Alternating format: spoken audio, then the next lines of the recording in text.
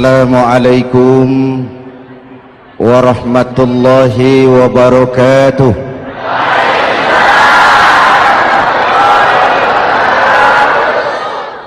Alhamdulillah wassalatu wassalamu ala rasulillah Sayyidina Muhammad ibn Abdullah wa ala alihi wa sahbihi wa mawala, amma ba'du. Saudara-saudara kaum muslimin di seluruh tanah air, hari-hari pada minggu akhir Ramadan kita bersama-sama menyaksikan sebuah fenomena tentang pindahnya kegiatan umat dari masjid ke pasar, dari masjid ke terminal, dari masjid ke stasiun, dari masjid ke bandara. Apa boleh buat, itulah wajah kita, bahwa lebaran artinya mudik, bahwa lebaran artinya baju baru dan makanan. Lebaran berbeda dengan Idul Fitri. Lebaran adalah tradisi yang setiap kita boleh ikutan. Siapa saja boleh ikut lebaran, tapi tidak tiap orang bisa merayakan Idul Fitri. Mau puasa atau tidak puasa boleh lebaran, tidak dilarang sama petugas keamanan.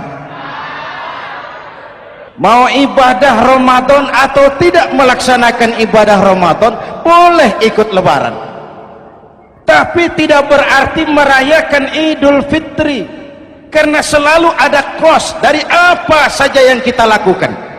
Saya mau cerita, mau dengar nggak? Ada dokter gigi, dokter baru, satu sore praktek, pasiennya 4 orang nunggu duduk jejeran. Dipanggil pasien pertama, diperiksa, berlubang giginya, dicabut tanpa dibius. Namanya dokter baru. Pasien ini teriak, aduh sakit dok, tidak kuat, sakit. Teriakannya keras sekali. Pasien yang 3 orang yang nunggu gemeter, lari semua. Sudah saya dicabut, diobati, selesai, tanya, sudah selesai dok? Sudah mas. Berapa biayanya? 200.000. Loh, biasanya kan 50.000, kok 200.000? Biasanya sih memang 50.000, tapi siapa suruh kau teriak? Yang 3 lari.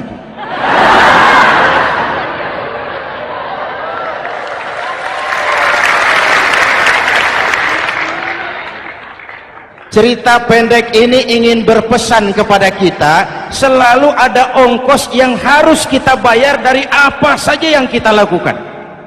Mau ibadah atau tidak, mau jadi orang baik-baik atau jadi bajingan paling tengik, mau berbuat salah atau berbuat soleh, selalu ada kosnya, selalu ada ongkosnya. Kita bicara kembali kepada fitrah, Idul Fitri. Bagaimana caranya? Pertama, saya ingin mengutip bagian pendek dari ayat 185 Al-Baqarah. Walitukmilul iddata walitukabbirullaha ala ma hadakum wala'allakum tashkurun. Ada 4 hal dari cuplikan ayat pendek ini. Pertama, walitukmilul iddata, hendaknya engkau sempurnakan jumlah bilangan hari puasamu. Berpuasa sebulan penuh. Sebulan penuh itu bisa 29, bisa 30. Pak, kalau beda pendapat bagaimana? Ada yang lebaran tanggal 5, ada yang lebaran tanggal 6. Hadirin, bagi yang punya kemampuan berijtihad, silahkan melakukan ru'yatul hilal. Bagi yang tidak, lebih aman ikut pesan Nabi. Apa pesan Nabi? Fa iza ikhtalaftum fa alaikum bisawadil a'zam ma'al haqqi wa ahlihi. Kalau kamu berbeda pendapat, ikut golongan terbanyak yang benar dan ahlinya. Jadi walaupun banyak, kalau tidak benar dan bukan ahlinya, tidak usah ikutin. Banyak benar dan ahlinya. Contoh, 100 insinyur berbeda pendapat dengan 10 kiai tentang doa kunut. Yang diikuti pasti 10 kiai, bukan 100 insinyur. Betul? Atau sebaliknya, 10 insinyur berbeda dengan 100 kiai tentang konstruksi jembatan. Yang diikuti tentu 10 insinyur, benar dan ahlinya. Maka yang paling aman, kita punya departemen agama. Departemen agama punya ahli dari MUI, dari Nahdlatul Ulama, dari Muhammadiyah, dari Al-Wasliyah, dari Syarikat Islam, dikumpulkan melakukan ru'yatul hilal. Yang paling aman, dengerin saja pengumuman departemen agama.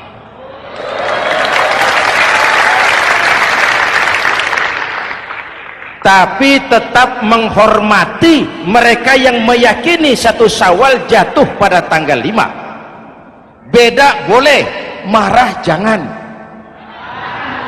Jelas? Saudara boleh suka tempe, tapi jangan menghina orang yang tidak suka tempe. Saudara boleh senang tahu, tapi jangan ngenyek karo wong yang senang tahu.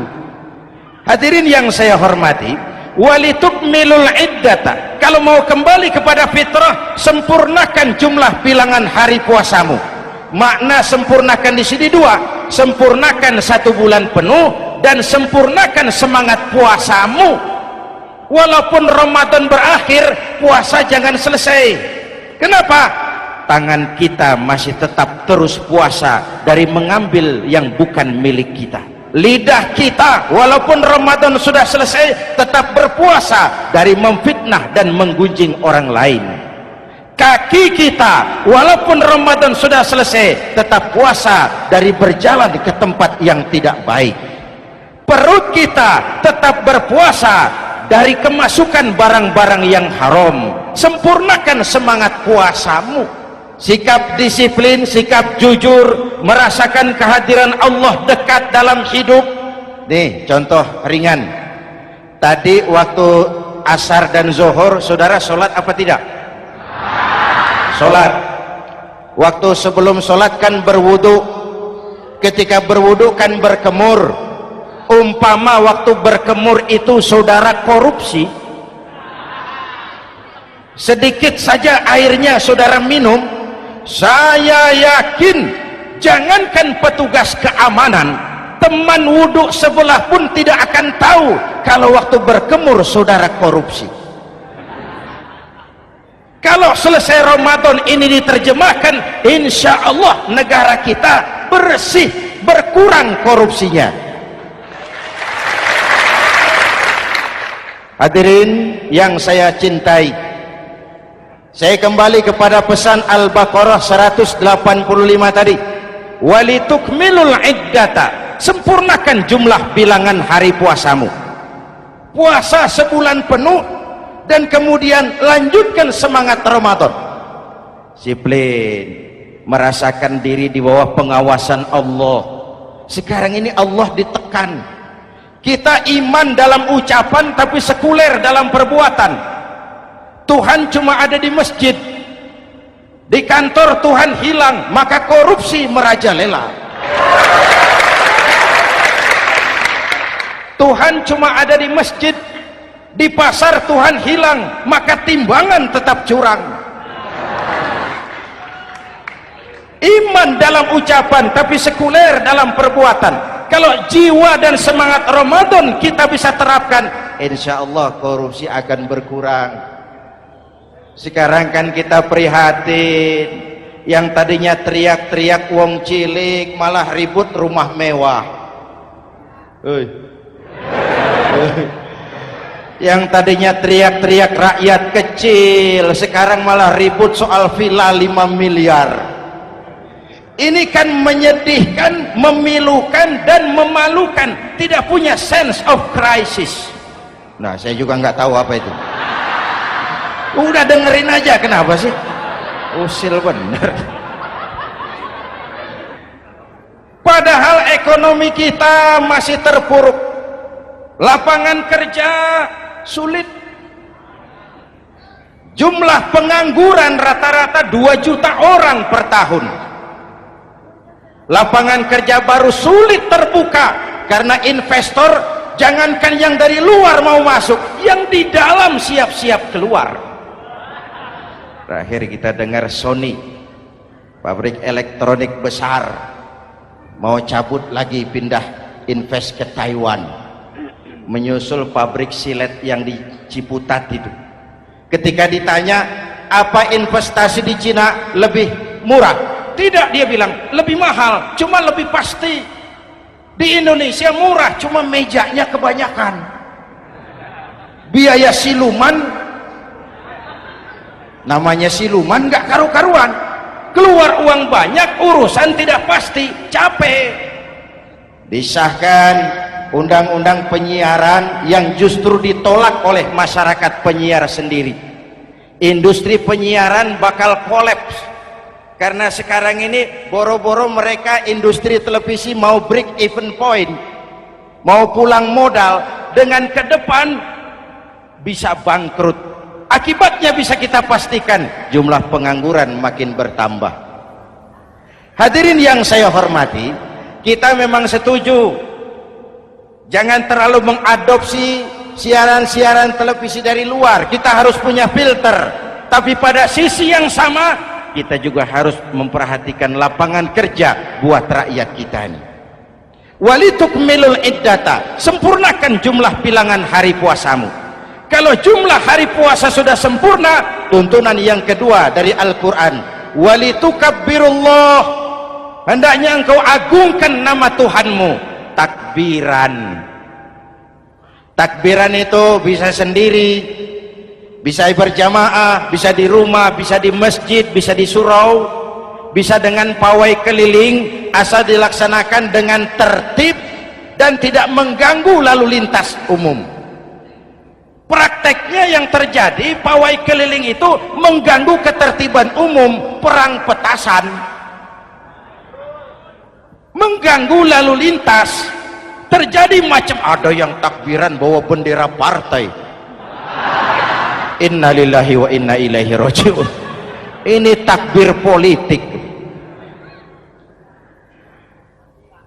Hadirin yang saya hormati, kalimat takbir dalam kondisi kita, saya ingatkan kepada satu ungkapan Bung Tomo. Bung Tomo, pelaku sejarah, tokoh 10 November yang dikenal sebagai Hari Pahlawan, dalam satu pidatonya saya ingat pernah berkata, andai kata tidak ada kalimat takbir, ini ungkapan Bung Tomo, andai kata tidak ada kalimat takbir, saya tidak tahu dengan apa saya harus menggerakkan putra-putra terbaik bangsa untuk bangkit berjuang melawan penjajah.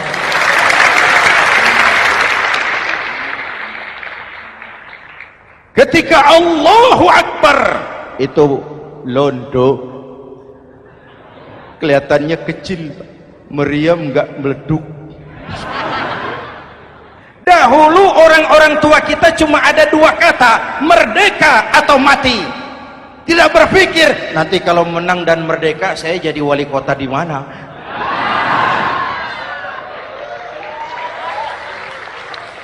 Kalimat takbir, bangsa ini harus bangkit dari keterpurukan. Bangsa ini harus bangkit mengejar ketinggalan-ketinggalannya.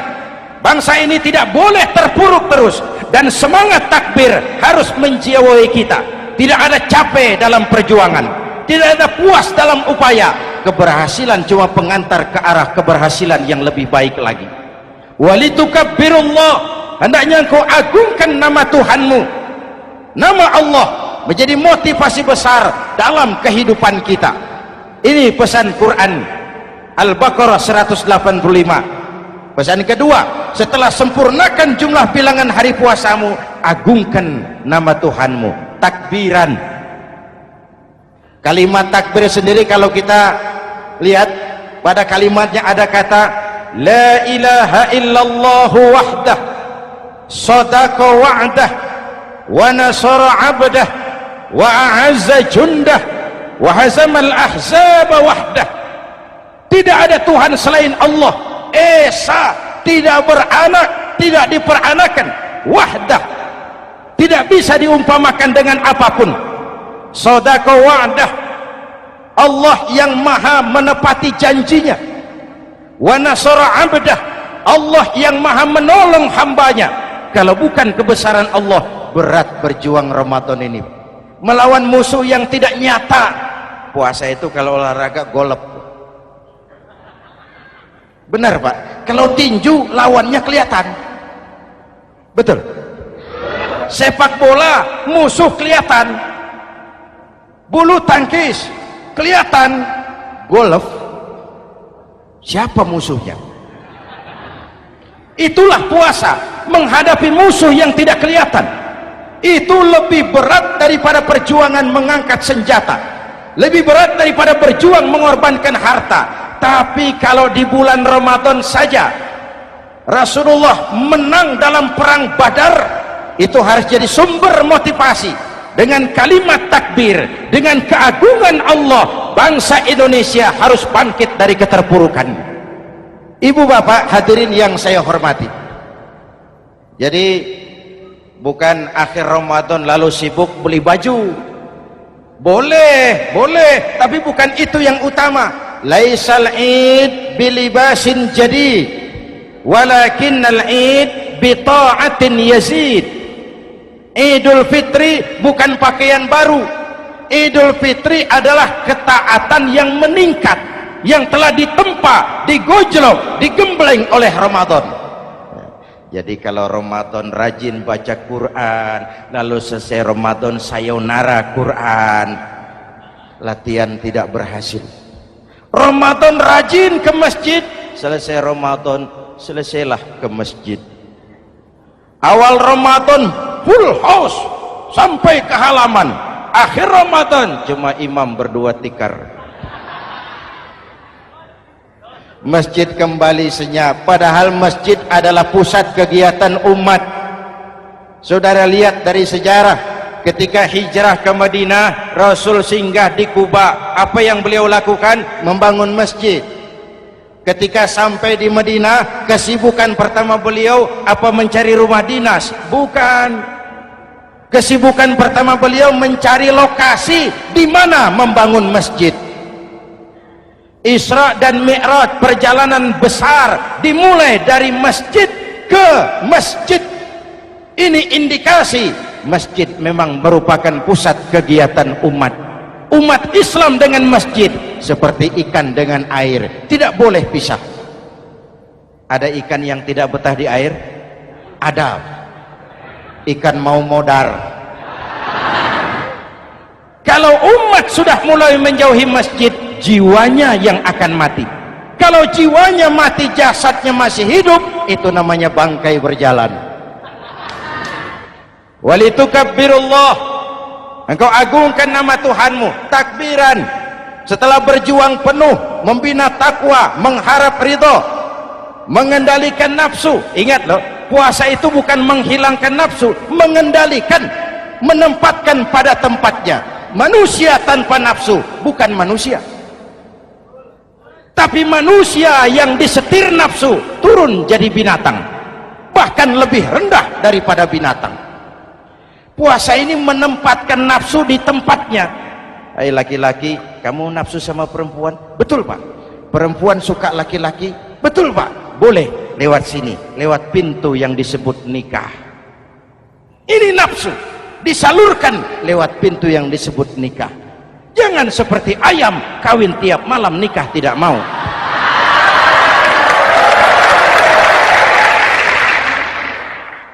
Hai manusia, nafsu kepada materi, kepengen kaya? Iya Pak, boleh. Usaha yang halal, jual beli yang halal. Wa ahallallahu al-bai'a wa harrama riba. Allah halalkan jual beli. Jangan ingin kaya lalu makan renten, ingin kaya lalu korupsi, ingin kaya lalu buka peternakan tuyul. Manusia ingin berkuasa, boleh, tapi tetap punya etika dan moral. Jangan ingin berkuasa lalu fitnah, ingin berkuasa lalu mengadu domba orang, ingin berkuasa lalu menghalalkan segala cara. Puasa menempatkan nafsu pada tempatnya. Manusia yang dikendalikan nafsu lebih puas daripada binatang.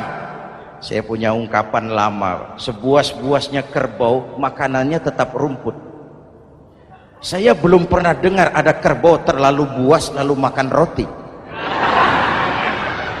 Betul? Tapi manusia kalau sudah dikendalikan nafsu, manusia bukan cuma makan nasi, aspal, semen, kertas, minumnya solar, jauh lebih puas daripada binatang. Inilah puasa, arep nguwong ke wong, agar manusia itu jadi dirinya, fitrahnya, jangan dikendalikan oleh nafsu. Kita ini sudah diciptakan fi ahsani taqwim. Hadirin, yang ketiga pesan Al-Baqarah 185 tadi, setelah sempurna jumlah bilangan hari puasa lalu mengumandangkan takbir, membayar zakat fitrah. Kenapa itu kita lakukan? Mengagungkan nama Allah, ala ma hadakum, agungkan nama Allah yang telah memberikan hidayahnya kepadamu. Masya Allah nih, hidayah, kita bersyukur. Hidayah ini hak prerogatif Allah, diberikan kepada siapa saja yang dikehendaki oleh Allah. Kita bisa lihat dalam sejarah, ada anak Nabi tidak mendapat hidayah, tidak terpanggil mengikuti kebenaran yang disampaikan oleh bapaknya, namanya Kan'an, putra Nabi Nuh. Ada ayah Nabi bernama Azar, ayah Nabi Ibrahim, putranya penegak tauhid, ayahnya produsen berhala. Ada istri Nabi, istrinya Nabi Lut, tidak mendapat hidayah, tidak terpanggil mengikuti kebenaran. Lalu Abu Jahal, Abu Lahab, paman Nabi, melihat Nabi, menyaksikan mukjizat, mendengar wahyu, melihat tutur kata Nabi, hidayah tidak datang kepada dia, maka mereka tidak terpanggil mengikuti kebenaran.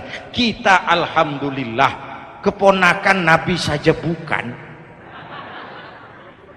mendapat yang namanya hidayah ini. Ini harus kita pelihara, kita jaga baik-baik, karena ini merupakan hak prerogatif Allah. Yahdi man yasha, diberikan kepada siapa saja yang dikehendakinya. Hadirin, sembari kita mengambil pelajaran tentang Kan'an yang tidak dapat, putra Nabi Nuh.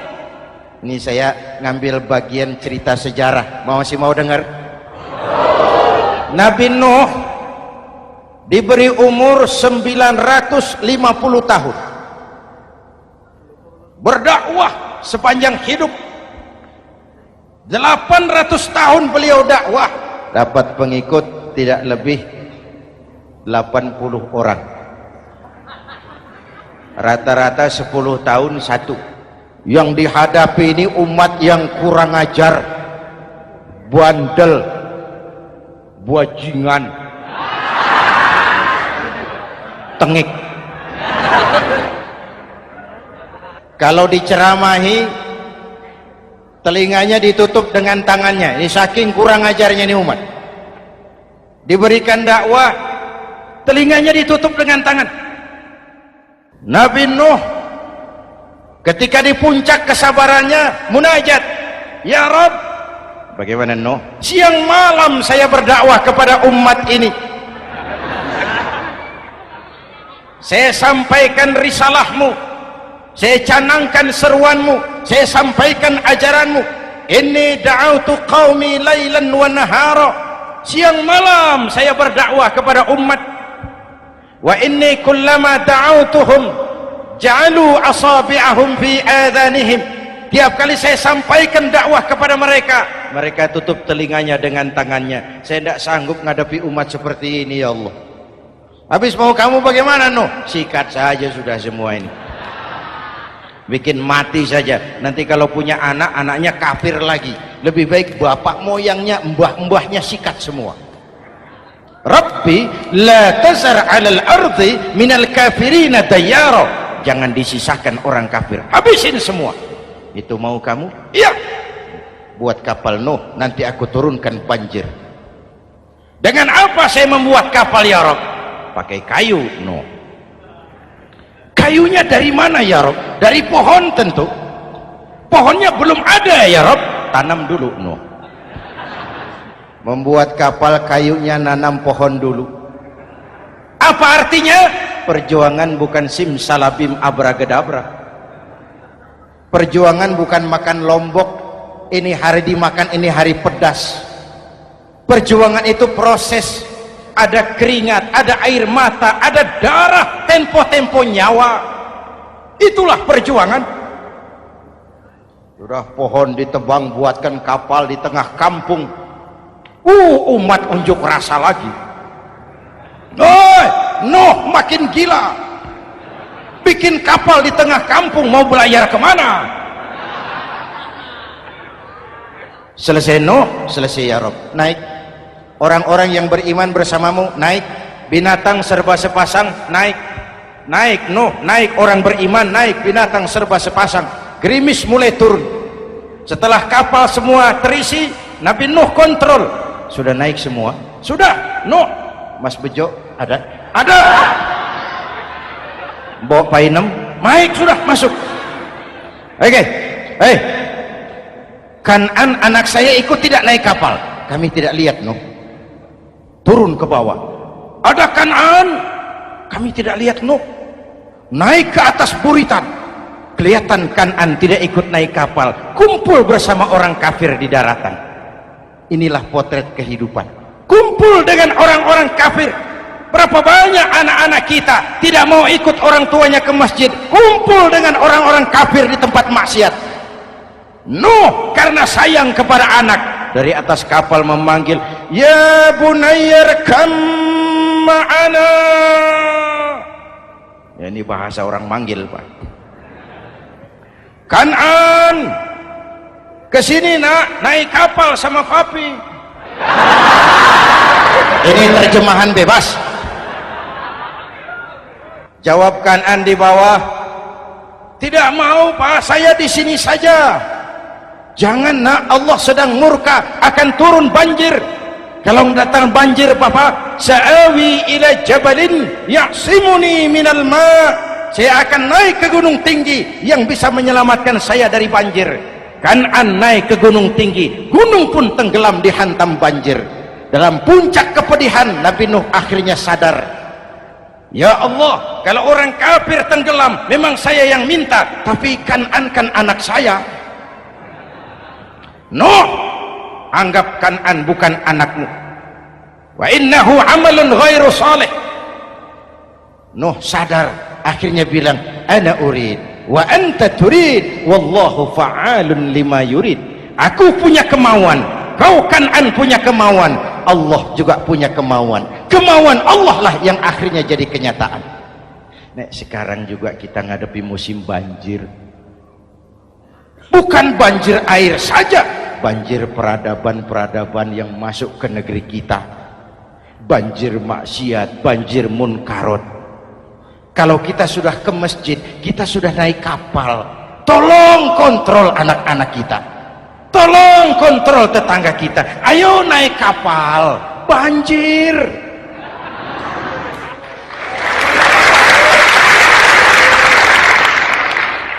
Ditutup ayat ini dengan wala'allakum tashkurun, atas hidayah yang diberikan kepada kita, kita bisa melaksanakan ibadah Ramadan, bisa takbiran, dan diakhiri dengan ungkapan tasyakkur. Tasyakkur dan tafakkur, mensyukuri nikmat. Saya berulang kali mengingatkan, nikmat bisa berubah menjadi azab kalau kita tidak pandai mensyukurinya.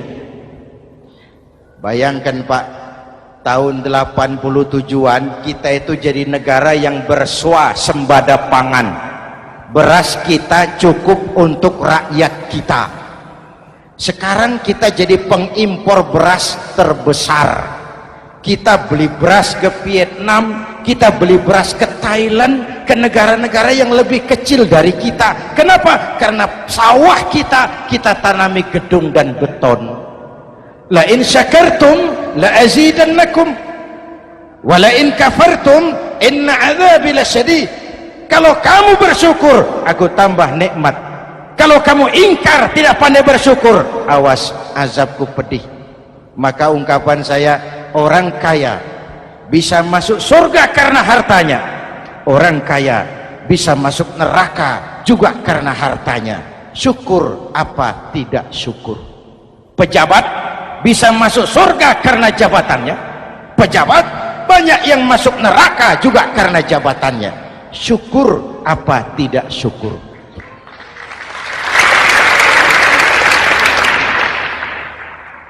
Orang alim, kiai bisa masuk surga karena ilmunya.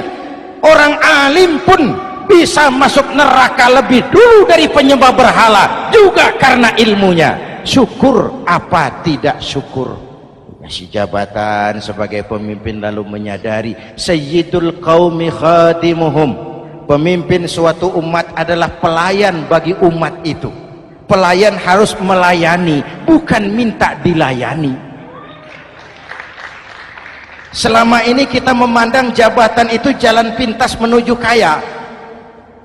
Jabatan itu artinya kekuasaan dan fasilitas, maka yang lahir rampok-rampok baru.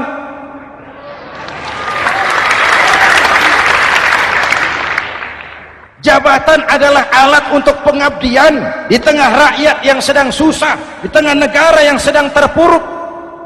Kita memerlukan pemimpin-pemimpin yang sadar sayyidul qaumi khadimuhum. Pemimpin suatu kaum adalah pelayan bagi kaum itu sendiri.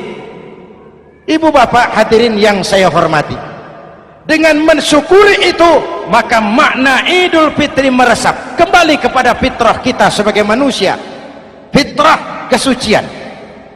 Secara sederhana orang gambarkan kembali kepada fitrah seperti bayi baru dilahirkan oleh ibunya, bersih, suci, tanpa dosa, lantaran sudah dibersihkan oleh ibadah Ramadan. Tapi para ulama khalaf ada yang mengartikan fitrah itu kecenderungan kepada kebajikan, kecenderungan kepada kebaikan. Itu juga fitrah.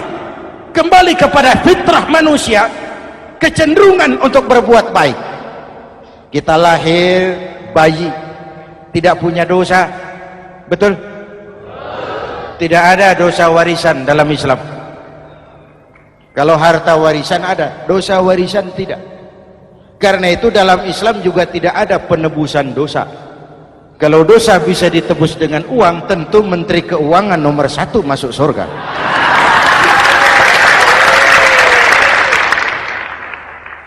Dosa dalam Islam ditebus dengan taubat, langsung kepada Allah, sonder calo. Hadirin yang saya hormati, kembali kepada fitrah seperti bayi baru dilahirkan oleh ibunya, bersih, tidak punya dosa kepada Allah lantaran sudah dibersihkan oleh ibadah Ramadan. Soalnya kemudian kita kan tidak hanya bersalah kepada Allah, kita ini juga bergaul dengan sesama manusia, betul? Sebuah hadis, sahabat ditanya oleh Rasul, atadruna manil muflis? Saudara-saudara tahu kamu siapa orang yang bangkrut? Oh Rasul, orang bangkrut yang tidak punya uang, orang bangkrut yang tidak punya harta. Salah kata Rasul, innal muflisa min ummati, yang bangkrut dari golongan umatku, yang besok di hari kiamat datang menghadap Allah dengan membawa pahala solat, membawa pahala zakat, membawa pahala haji, membawa pahala sedekah pada satu pihak. Sementara pada sisi yang lain sebelah kiri, orang ini juga datang membawa kesalahan karena pernah mencaci maki orang, pernah memfitnah orang, pernah memakan harta orang dengan cara yang zalim. Satu sisi bawa kebajikan, sisi lain bawa kesalahan. Kalau ini yang terjadi, bagaimana nasib kita? Kata Nabi, Tuhan, ini pahala solat saya, ini solat yang wajib, ini yang sunnah, rawatibnya, nawafilnya. Datang orang, sebentar Tuhan, apa? Dia memang rajin solat, tapi saya pernah dicaci maki, hancur nama saya, remuk hati saya. Di dunia saya tidak bisa membalas karena dia lebih berkuasa. Sekarang saya menuntut keadilan. Betul? Ya Tuhan, sini pahala sholatmu kasih orang yang kau caci maki. Tuhan, ini pahala puasa saya yang wajib Ramadannya, sunnah 6 hari Syawalnya, Senin Kemisnya. Ini Tuhan. Datang lagi, sebentar Tuhan. Kenapa? Dia memang rajin puasa, tapi saya pernah difitnah tanpa benar, dicorengkan arang ke dahi, hancur nama saya karenanya. Saya menuntut keadilan karena di dunia waktu itu cuma banyak pengadilan tapi tidak ada keadilan. Benar? Benar. Ini pahala sholatmu kasih orang yang kau fitnah. Tuhan, ini pahala zakat saya. Datang lagi, Tuhan, dia memang suka zakat tapi korupsinya lebih besar dari zakatnya. Nuntut keadilan. Sini pahala zakatmu kasih. Kalau habis pahala kebaikan, orang yang menuntut masih banyak, diambillah dosa orang yang kita sakiti, diberikan kepada kita. Pahala dipreteli, dosa diberikan. Apa enggak bangkrut? Ibarat orang dagang, modal habis, tagihan hutang datang terus. Kenapa? Orang ini cuma baik hubungannya kepada Allah, tapi tidak baik hubungannya dengan sesama manusia. Karena itu, dalam konteks dengan fitrah, manusia makhluk yang fitrah. Apa fitrah itu? Pertama, manusia makhluk yang bertuhan. Itu fitrah. Mengingkari Tuhan, mengingkari fitrah. Yang kedua, manusia makhluk sosial, zon politikan. Itu fitrah. Kita tidak bisa hidup sendiri. Betapa dan siapapun kita memerlukan yang lain. Maka nuansa Ramadan intinya adalah silaturahmi. Nuansa Idul Fitri silaturahmi antar sesama kita. Ada baiknya saya ingatkan lagi sebuah hadis. Masih mau dengar? Selesai sholat Id, sahabat mendengar Rasul mengucapkan amin 3 kali. Amin, amin, amin. Ya Rasul, ada apa? Tadi turun Jibril selesai sholat, mau berdoa. Muhammad, aku mau mohon kepada Allah, mau kau aminkan? Silahkan Jibril. Jibril doa, Rasul amin. Doanya 3 macam permohonan, maka Rasul 3 kali mengucapkan amin. Kalau sudah Jibril yang doa, Rasul yang amin, apa ya doanya ditolak? Apa isi doanya? Yang pertama, ya Allah, doa malaikat Jibril, hari ini 1 Syawal, waktu itu doanya, saya mohon kepadamu, jangan engkau terima puasa dan ibadahnya anak yang durhaka kepada ibu bapaknya. Rasul mengucapkan amin. Renungan buat kita. Itu sebabnya barangkali sesibuk-sibuk di Jakarta masih mau mudik nemui orang tua. Yang kedua, ya Rabb, saya mohon kepadamu, jangan engkau terima puasa dan ibadahnya istri yang durhaka kepada suaminya. Amin. Kedengaran Bu? Ada ibu-ibu tanya, Pak, kalau suami yang durhaka sama istrinya bagaimana? Hadisnya tidak menjelaskan itu, Bu.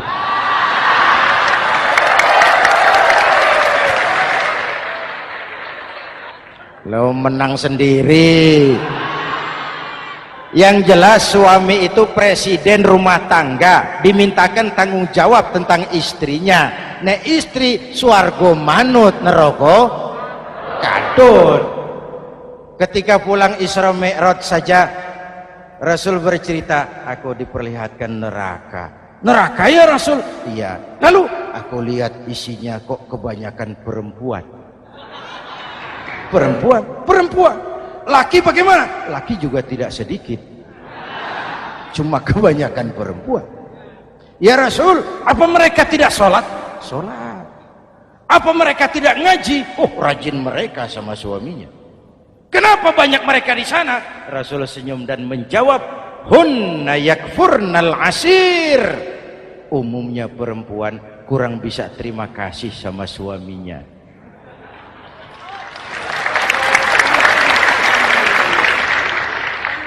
Ini penyakit turunan. Oi, ngaku oi. Lalu yang ketiga, ya Allah, hari ini saya mohon kepadamu, jangan engkau terima puasa dan ibadahnya muslim yang tidak mau memaafkan sesama saudaranya muslim. Memaafkan lebih berat daripada meminta maaf, tapi memberi maaf lebih mulia daripada meminta maaf. Inilah nuansa mengembalikan semangat saling menghargai, saling mencintai, keutuhan, kerukunan, dan kedamaian. Sudah capek kita rakyat dengan konflik, sudah capek kita dengan mengedepankan perbedaan dan bukan persamaan. Sudah waktunya kita berbeda tapi tetap bergandengan, tetap bersama menyongsong hari esok yang lebih baik. Mintalah ridho ibu bapak, suami kepada istri, istri kepada suami, dan memaafkan sesama saudara muslim sehingga kita benar-benar kembali kepada fitrah. Terima kasih dan mohon maaf, semoga ada manfaatnya. Usikum wa nafsi bitaqwallah. Wassalamualaikum warahmatullahi wabarakatuh.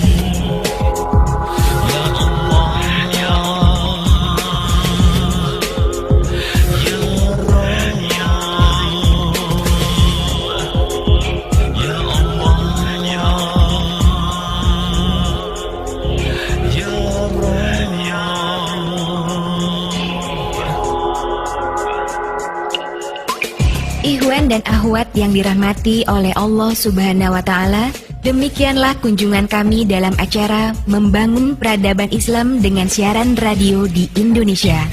Syukur alhamdulillah atas nikmat Islam dan indahnya persaudaraan yang Allah karuniakan kepada kita semua.